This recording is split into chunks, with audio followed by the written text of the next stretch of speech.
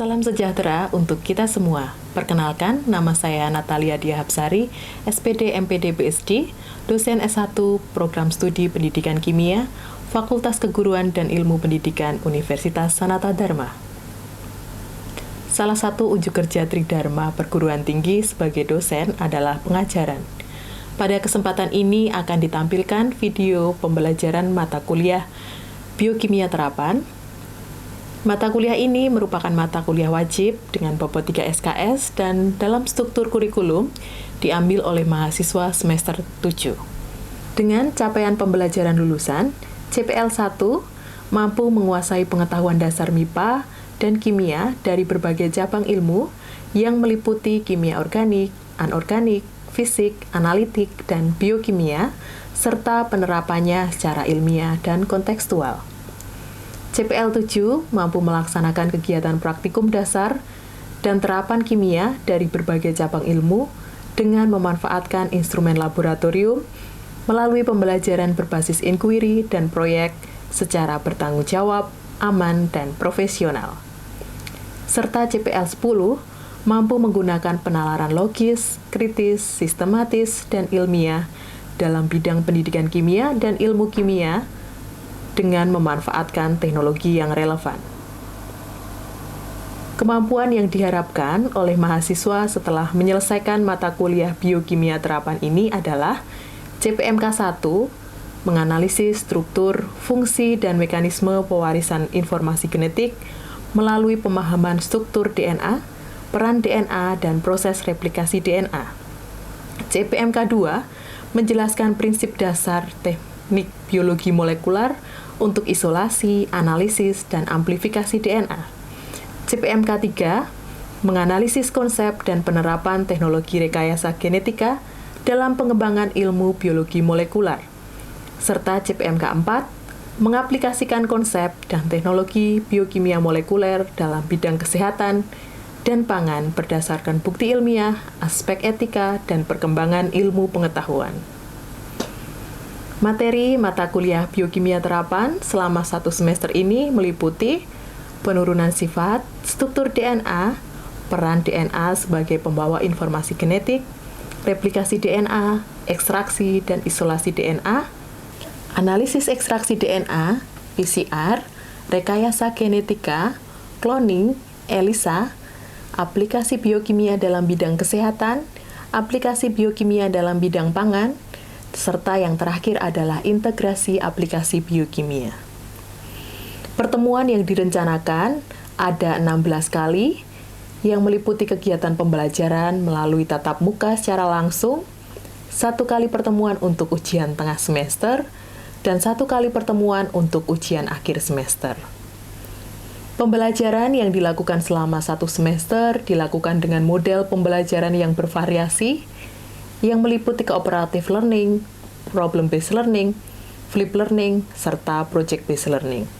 Untuk mendorong mahasiswa aktif dan kritis dalam mengikuti perkuliahan, penilaian diberikan secara objektif yang meliputi penilaian ujian tengah semester yang berbobot 25%, ujian akhir semester berbobot 25%, tugas baik tugas secara mandiri maupun kelompok berbobot 20%, kuis yang berbobot 15%, presentasi dengan bobot 10%, serta keaktifan selama diskusi sebesar 5%.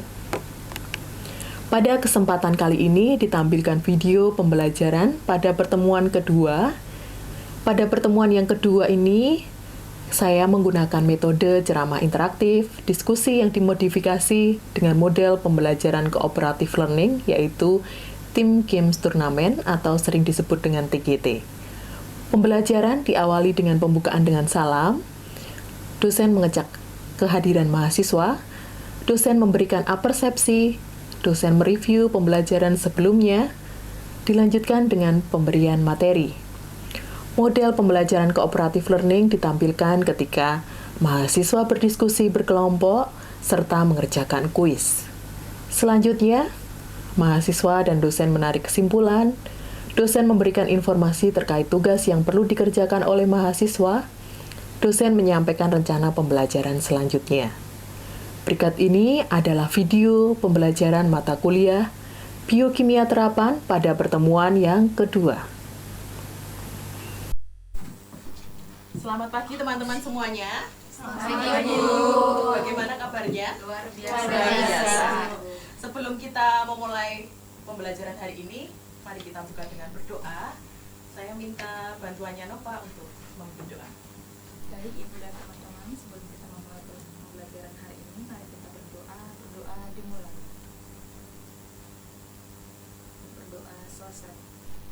Oke, baik. Terima kasih Nova. Apakah ada yang tidak masuk hari ini? Tidak Semua ya. Baik, teman-teman, pada pertemuan yang kedua ini kita akan belajar tentang DNA. Apa itu DNA? Nanti akan kita pelajari bersama-sama.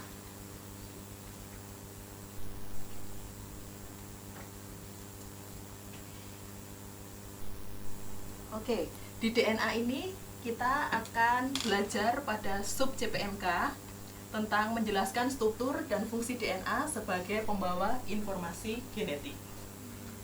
Sebelum ke situ, teman-teman, mari kita lihat gambar berikut ini. Kira-kira apa ya yang ada di bayangan teman-teman? Kadang kita foto satu keluarga ya. Ada yang mirip dengan bapak ibunya, ada yang mirip dengan ibunya. Kenapa bisa seperti itu ya?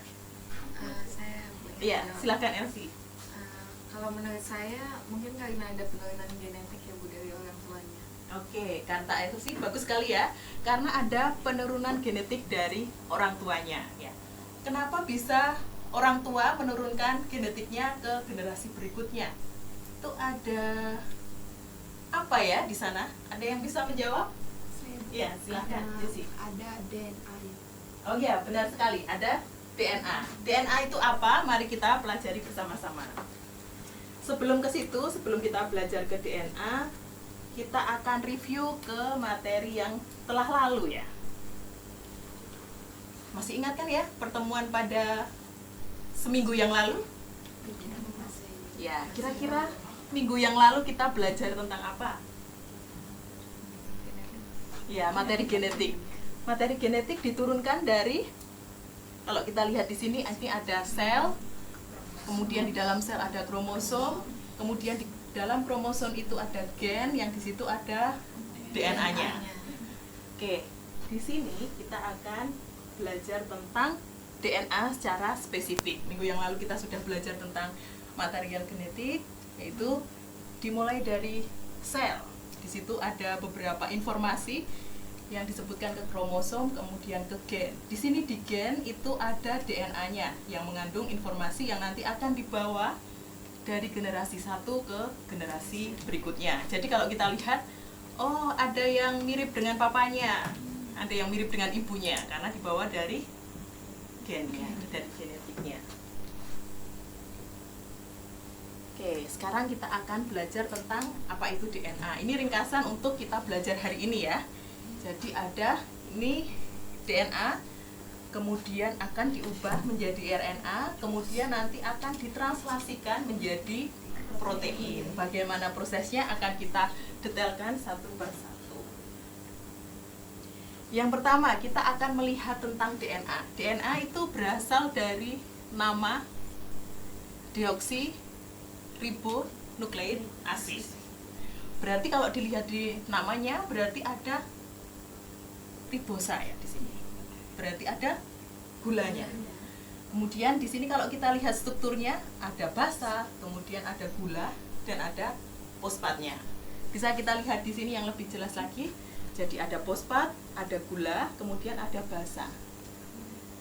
Dan di sini DNA tersusun dari gula, fosfat, dan juga basa. Dan dari masing-masing DNA bloknya itu nanti dihubungkan oleh ikatan fosfodiester. Jadi dari DNA yang satu ke DNA yang lain nanti dihubungkan oleh ikatan fosfodiester. Oke, di sana tadi di depan kita sudah belajar tentang basanya ya. Di sini ada basa-basanya. Di dalam DNA itu dibagi dua golongan, yaitu purin dan juga pirimidin. Apa bedanya purin dengan pirimidin kalau kita lihat dari strukturnya? Purin dia terbentuk dari 2 cincin karbon. Kemudian kalau yang pirimidin tersusun dari 1 cincin karbon. Jadi meski terbentuk dari DNA itu terbentuk dari 4 monomer yang berbeda, yaitu di sini ada adenin, ada guanin, ada timin, dan juga ada sitosin. Dan dari 4 itu digolongkan lagi.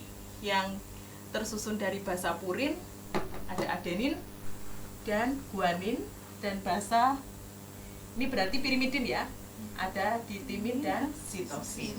Bisa dipahami teman-teman? Selanjutnya kita lihat yang lebih spesifik lagi. Tadi sudah kita singgung bahwa antara DNA satu dengan DNA yang lain itu dihubungkan oleh ikatan fosfodiester. Jadi ini adalah ikatan fosfodiester. Nah, dari sini misalnya adenin, sitosin, guanin, timin, dan seterusnya itu mengandung sekuen. Sekuen itu berurutan ya. Sekuen dari basa yang nantinya akan mengandung informasi genetik. Jadi akan diturunkan dari generasi 1 ke generasi berikutnya. Kemudian kalau kita lihat molekul DNA. Molekul DNA ini bentuknya bagaimana ya teman-teman? Double strand, ya benar sekali ya. Terbentuk dari double strand. Jadi saling berpasangan antara basa satu dengan basa yang lainnya. Double strand atau disebut juga double helix ya.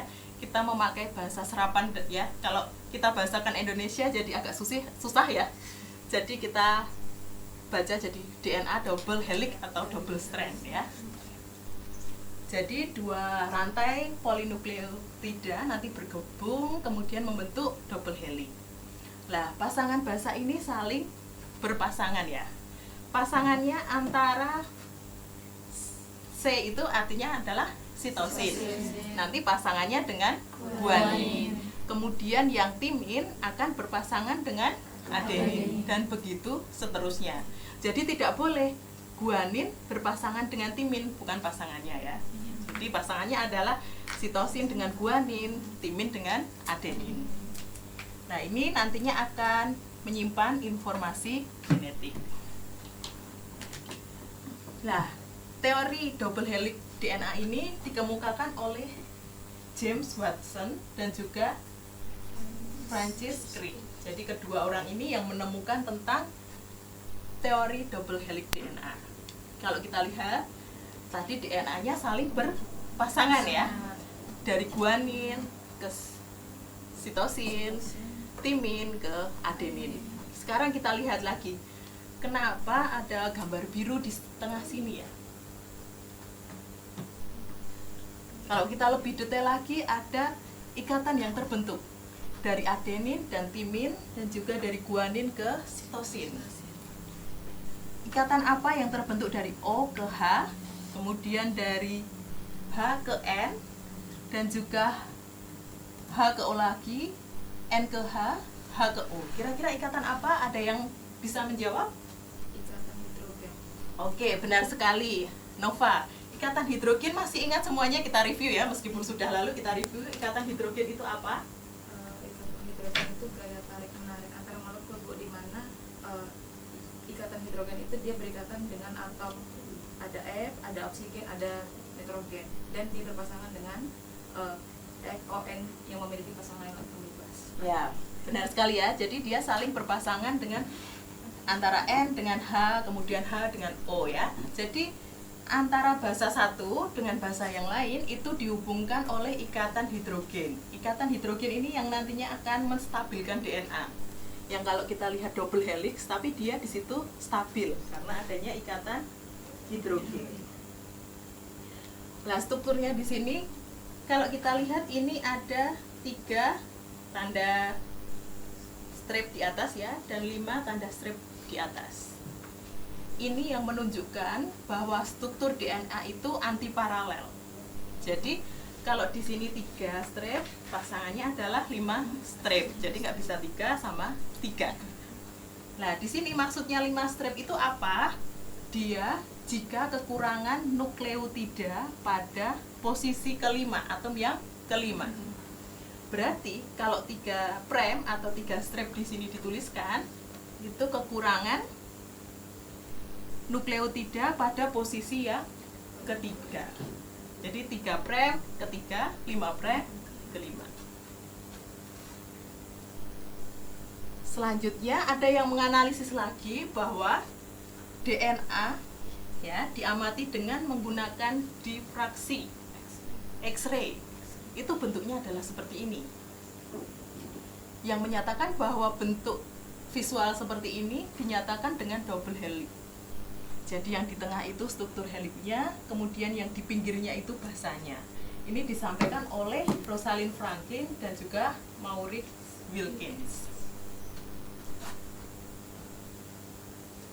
Oke, di sini tadi kalau kita lihat kembali ke pertemuan yang di awal pertemuan tadi, kita melihat bahwa kenapa wajah kita mirip dengan orang tua kita. Gitu. Kita lihat ya di sini. Di sini adalah DNA replikasi semi konservatif. Jadi misalnya ini molekul yang pertama, dia mengalami generasi yang pertama, itu tetap ada dari atasnya ya. Jadi terbawa terus. Kemudian nanti generasi berikutnya akan terbawa ke generasi berikutnya. Di sini selama replikasi itu DNA akan digunakan sebagai template untuk membentuk sintesis DNA yang baru. Untuk replikasi DNA detailnya akan kita pelajari di pertemuan yang ketiga. Kemudian ini visualisasi tentang replikasi DNA yang diamati dengan elektron mikroskopi. Jadi diamati dengan elektron mikroskopi yang semula kita membayangkan bahwa DNA itu tidak kasat mata, tetapi di sini bisa kita lihat. Di sini replikasi DNA-nya itu bisa kelihatan jika diamati dengan menggunakan elektron mikroskopi. Jadi lebih detailnya nanti kita pelajari di pertemuan yang ketiga. Kemudian sekarang kita akan belajar tentang DNA dan RNA. DNA namanya apa? Kepanjangannya deoksiribonukleik asid. Kemudian kalau RNA ribonukleik asid. Kalau kita lihat di sini ya, kita silahkan duduk dengan kelompoknya masing-masing sudah ya. Sudah duduk di kelompoknya masing-masing. Kita diskusikan sebentar. Apa sih perbedaannya antara DNA dan RNA? Silahkan duduk berhadapan-hadapan dan kita berdiskusi.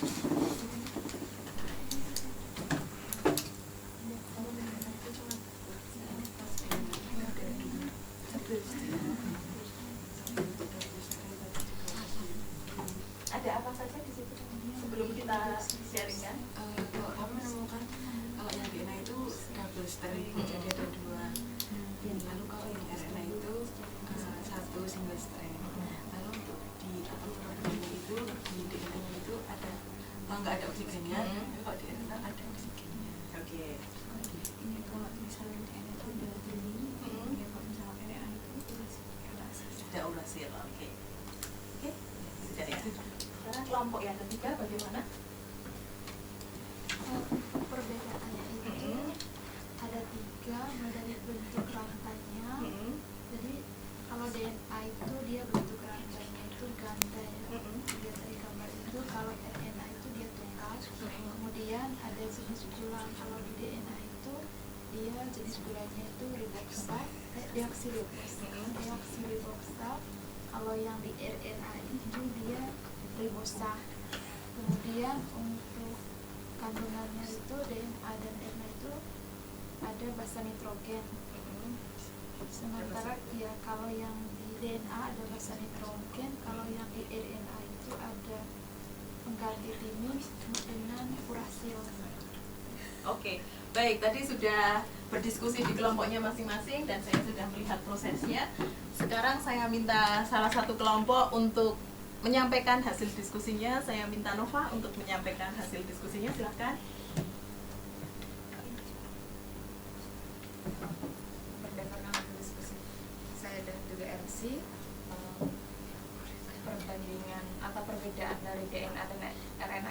Ya. Itu bisa dilihat ya dari yang pertama itu ada tanda panah, itu menunjukkan kalau DNA itu dia tidak ada atom oksigennya, sedangkan di RNA sendiri dia punya gugus hidroksil, ada OH-nya. Oke, ya.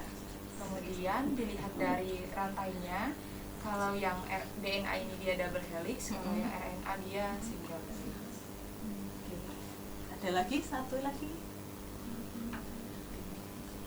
Ada yang ingin menambahkan kelompoknya? Nova, ya silahkan. Kalau yang DNA itu mengandung massa timin, sedangkan yang RNA itu mengandung massa urasil. Urasil. Oke, bagaimana teman-teman yang lain? Sama ya. Jadi setuju ya. Di sini kita akan melihat perbedaan antara DNA dan RNA. Kalau DNA penyusunnya adalah deoksiribosa. Kalau kita lihat di sini di atom nomor 2 itu kekurangan oksigen.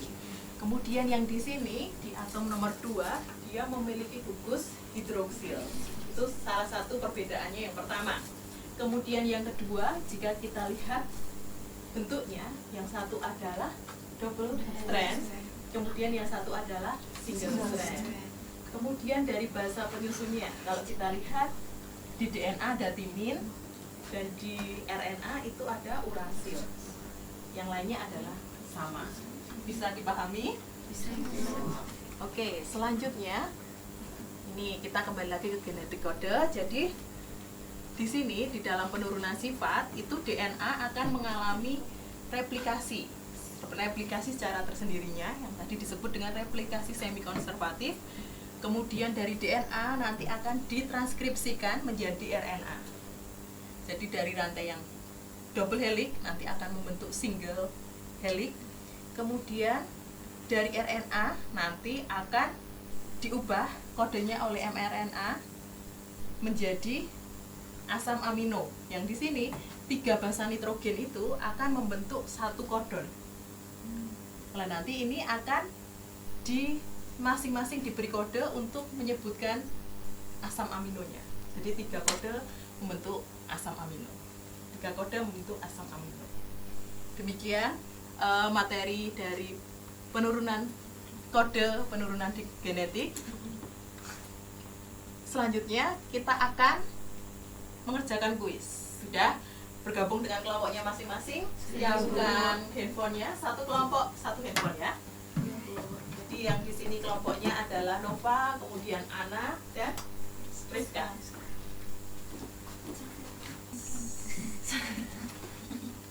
Silahkan di-share. Satu kelompok satu ya, cukup satu. Sudah bisa men-scan semuanya? Ada Ana? Ana? Udah ada ya, Ana? Kemudian Nova, Elsiva, kemudian kelompok ketiga ada Priska. Oke, baik. Kita kerjakan. Silahkan didiskusikan dengan kelompoknya masing-masing. Nanti kelompok yang skornya tertinggi akan mendapatkan nilai plus ya.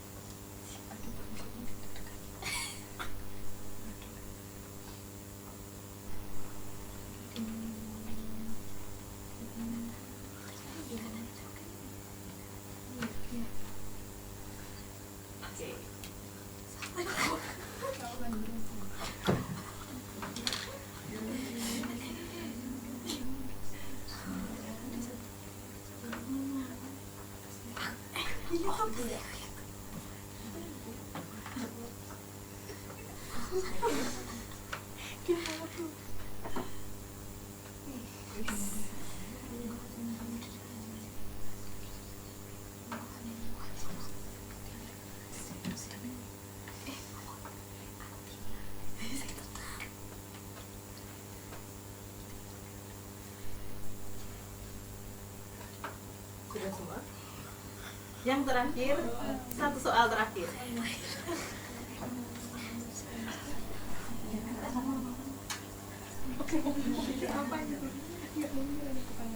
Oke, sudah semuanya. Mari kita lihat siapa yang menjadi di nomor 3. Kemudian di nomor 2 ada Priska. Siska. Di nomor 1 ada Renova. ada Nova. Kita beri aplaus untuk kita semua. Jadi yang nomor 1 adalah Nova, Elsie, dan Iva.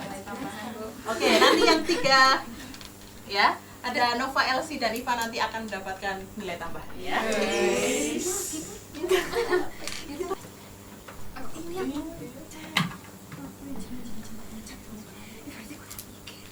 Oke, kuisnya sudah. Ini untuk tugas minggu depan, yaitu menjelaskan konsep struktur DNA dan fungsi DNA sebagai materi genetik ya. Nanti silahkan teman-teman cek di LMS dan dikumpulkan di LMS.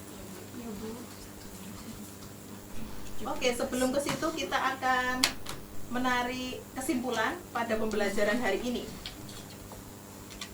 Hari ini kita sudah belajar apa saja ya teman-teman? Kita sudah belajar kalau DNA itu pembawa informasi genetik, Bu. Oke, DNA adalah pembawa informasi genetik. Kemudian Kita juga belajar kalau DNA itu tersusun dari basa, gula, dan fosfat. iya, DNA tersusun dari basa, gula, dan fosfat. Ada lagi yang kurang belum disebutkan? Iya, silahkan. DNA itu terbentuk dari double helix. DNA terbentuk dengan susunan yang double helix. Oke, yang lainnya? Ya, silahkan Ana. Jadi kode genetik itu merupakan informasi pada RNA, lalu RNA itu diterjemahkan menjadi asam amino. Oke, ya, jadi kode-kode genetik dari DNA, kemudian ke RNA, kemudian diterjemahkan ke asam amino. Apakah ada pertanyaan untuk pertemuan kita hari ini? Belum ada ya, sudah paham semuanya.